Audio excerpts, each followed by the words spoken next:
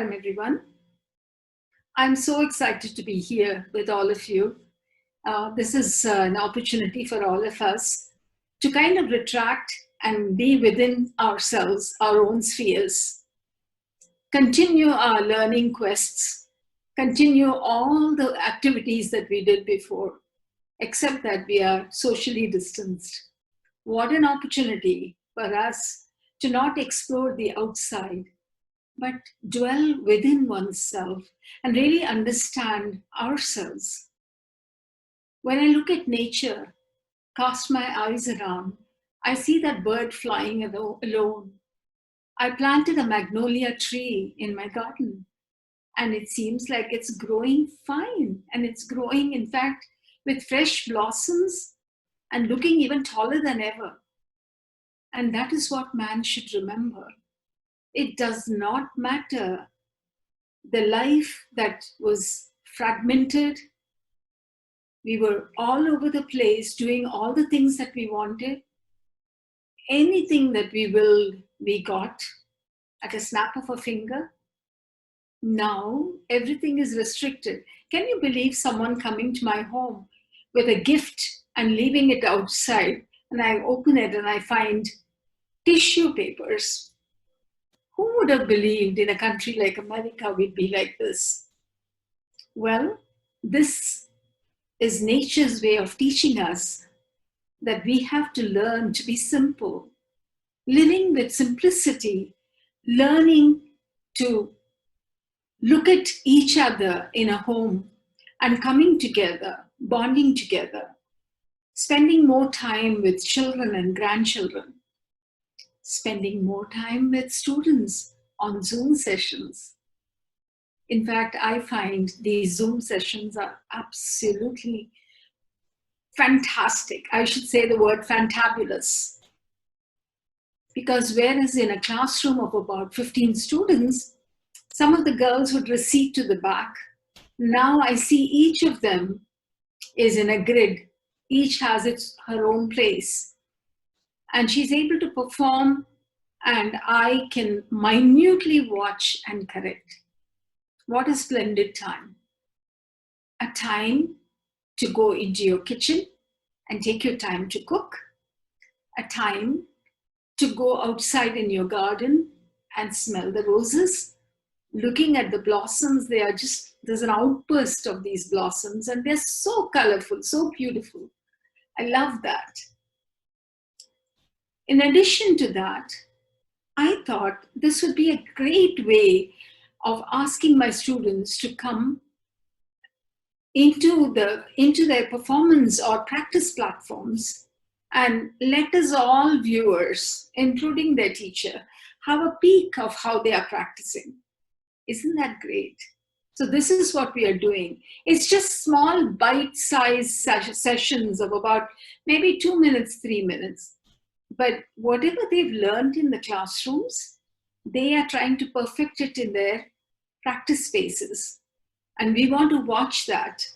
I want to watch that. I want to really enjoy that because they are full of ideas, their own originality coming out, their own creativity, getting an outlet there.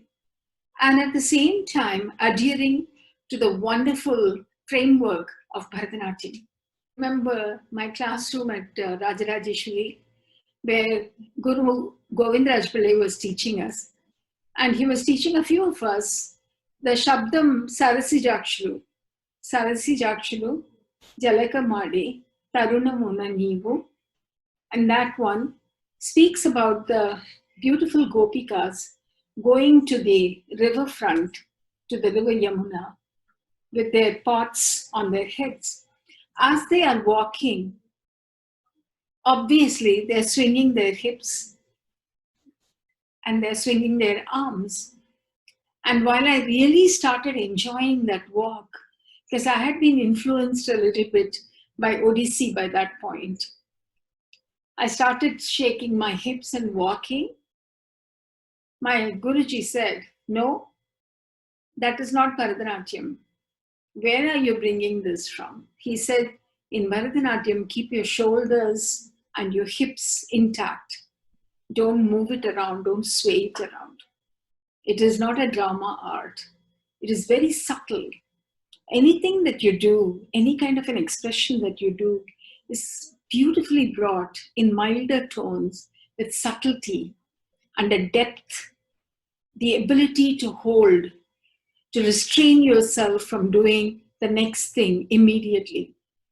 Any padam that you are singing or any padam that is being rendered, make sure that you take your time, bring it out beautifully. Show that you're processing those emotions really well within you and you're able to bring it out in the most beautiful manner. And this kind of slowness, the gradual ability to bring that emotion and to be able to really bring that energy sphere around you and attract everyone, that is a quality that every dancer must pursue. I believe that every language has its own charm. Every single musical notation or every single musical nuance, anything that the beats and the melody, they have their own absolute beauty in them. To be able to dwell within that and to be able to swim on the tides of that melody and to be able to bring out that expression fully, properly, well processed and well brought out. That is the quality of a good dancer. A good dancer should be able to hold everyone around in a spell, so they also journey with her along those emotions. I just love Bharatanatyam, and I can't tell you how happy I am to bring you my students. Just a little tiny sizes that they are going to bring through YouTube, and I am sure you're going to love it. Let's go into various homes. As we meander and enter those rooms, we watch and get a sneak preview of these girls. Aren't you excited? Don't leave me alone. Come along with me. Thank you.